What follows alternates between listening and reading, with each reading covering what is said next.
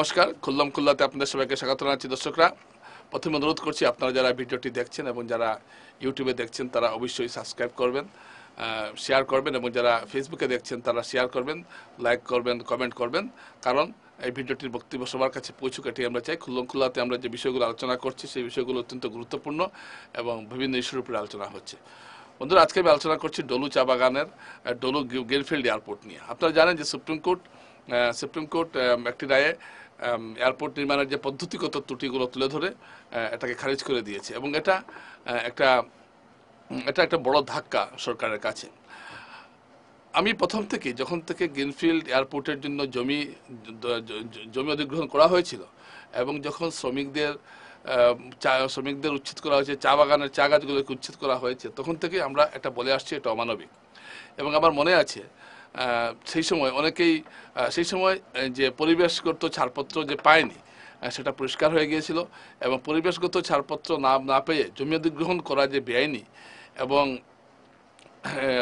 এবং clearance, environment clearance যেটা প্রয়োজন সেটা যে নেওয়া হয়নি সেটা আমরা তখন থেকে আন্দাজ করেছিলাম। কিন্তু সাংসদ রাজদীপ রায় সহ রাজ্য সরকার বারবার বলছিল এবং জেলা প্রশাসন যে সমস্ত আইন মেনেই ডলুতে জমি অধিগ্রহণ করা হয়েছিল, কিন্তু ডলুতে যে সমগ্র আইন মেনে জমি অধিগ্রহণ করা হয়নি এটা স্পষ্ট হয়ে গেল।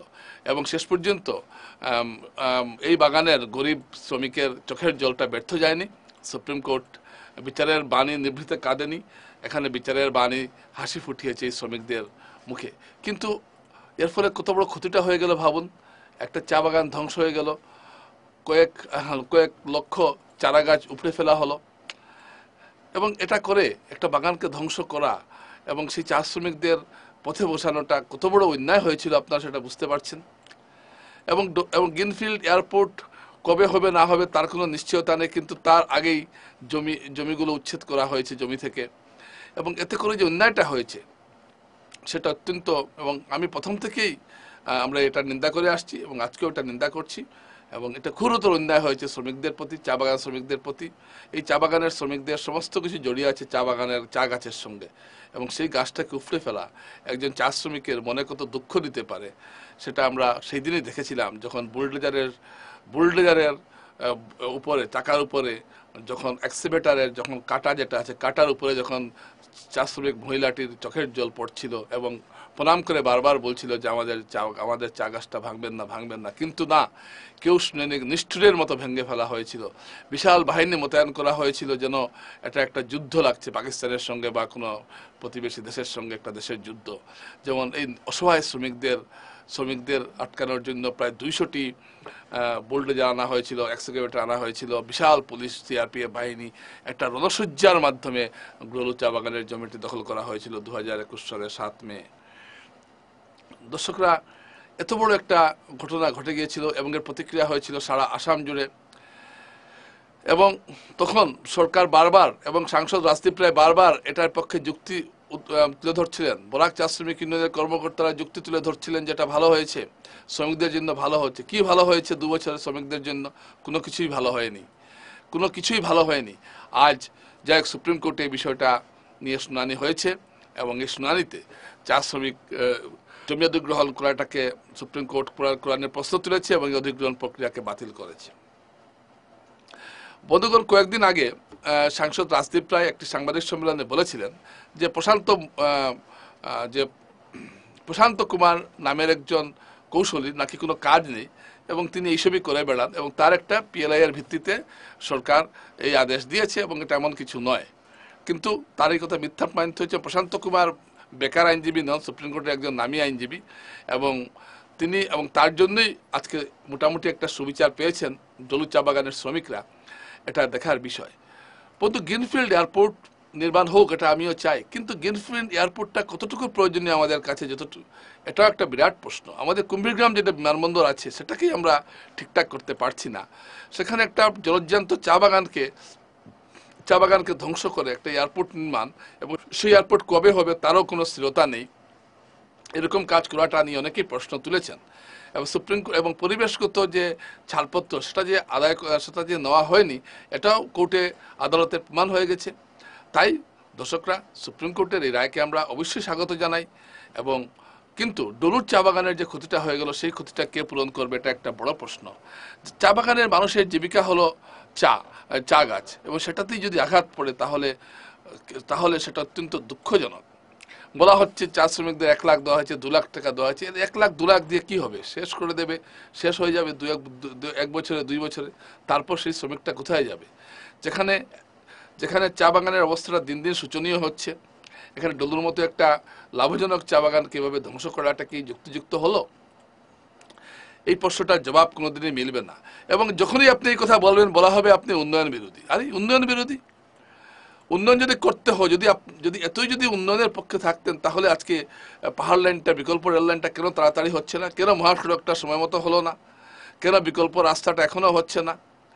এগুলোকে উন্নয়ন নয়? এগুলোকে বাদ দিয়ে যেটা আমার এখন দরকার, আমি ধরুন আপনি এখন ঘর থেকে বের হবেন, আপনার এখন এই মুহূর্তে কি দরকার? আপনাকে কোনো একটা গাড়িতে করে বা কোনো একটা সাইকেলে করে বা স্কুটারে করে বা কোনো একটা বাহনে করে যেতে হবে, আপনার সেই বাহনটা দরকার।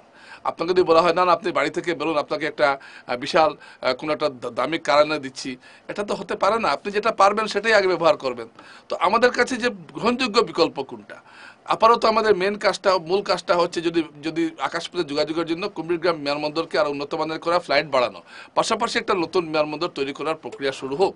অনেক জায়গা আছে, এমন জায়গা, খালি জায়গার অভাব নেই আমাদের কাছাড় জেলায়, কিন্তু খালি জায়গা খুরিল চা বাগান আছে, শিলকুড়ির এখানে, চাতলার এখানে আছে, 5 গ্রাম পেপার মিলের এখানে আছে, অনেক খালি জায়গা আছে যেখানে এয়ারপোর্ট বানানো সম্ভব।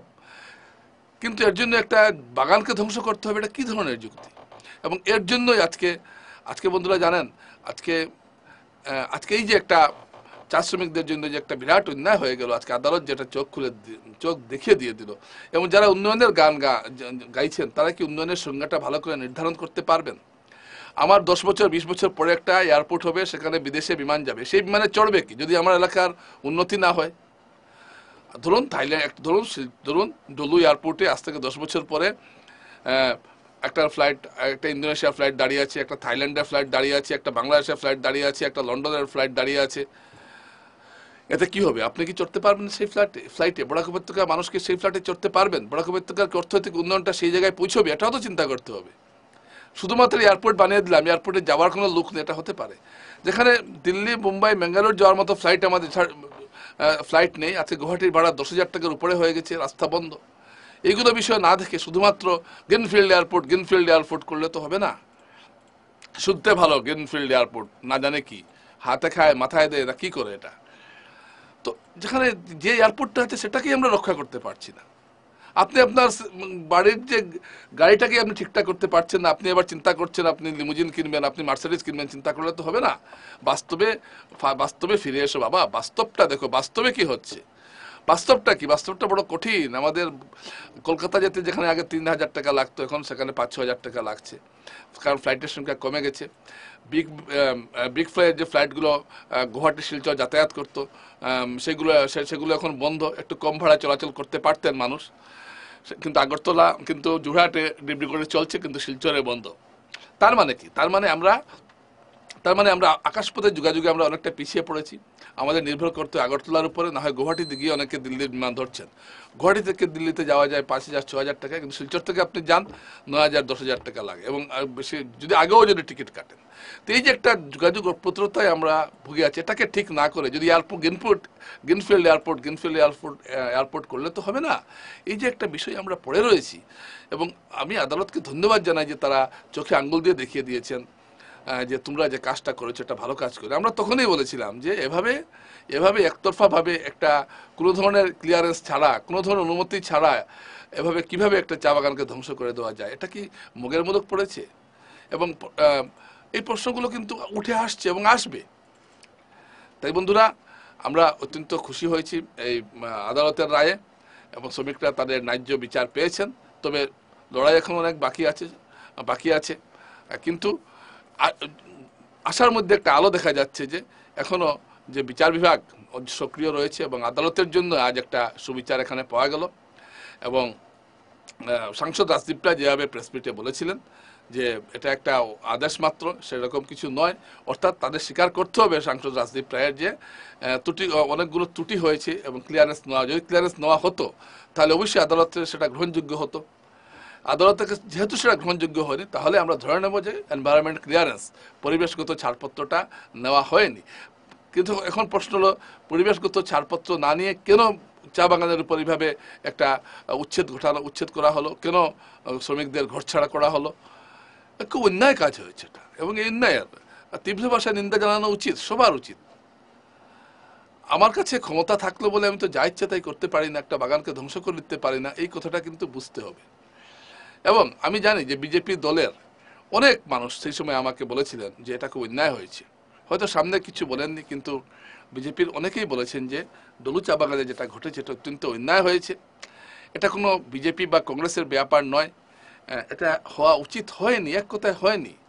এবং চা শ্রমিকরা তো শাসক দলেরই ভোটার, এবারও তারা শাসক দলকেই ভোট দিয়েছেন, আশা করছেন হয়তো একটা কিছু হবে বা কিছু, এবারও তারা বিজেপিকেই ভোট দিয়েছেন, বিজেপি এখানে সভা করেছে, বিজেপিকেই ভোট দিয়েছেন। তো এতে কি এটা বড় কথা নয় তারা কাকে ভোট দিয়েছেন, কিন্তু তারা যেভাবে বঞ্চিত হয়েছেন, যেভাবে তাদের উপর বুলডোজার চালানো হলো, তাদের চা বাগানটাকে ধ্বংস করা হলো, এটা অত্যন্ত দুঃখজনক। এবং শোনা যাচ্ছে অনেক কথাই, মালিক পক্ষের সঙ্গে কি চুক্তি হয়েছে এবং ক্ষতিপূরণ বাবদ কত টাকা পেয়েছেন, কে কত পেয়েছেন, এসব নানা সুন্দর সুন্দর কথা বাজারে প্রচলিত আছে। আমি এগুলো এখানে আনছি না, আপনারা সবাই মোটামুটি জানেন, এগুলো খবর বাজারে কান পাতলেই শোনা যায় কি হয়েছে না হয়েছে।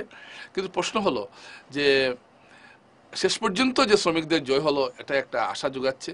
অর্থাৎ সত্যের জয় একটা না একটা সময় হয়, সত্যের সাময়িক পরাজয় হলেও শেষ রাউন্ডে কিন্তু সত্যই জয়লাভ করে, এটাই প্রমাণিত হলো। ধন্যবাদ।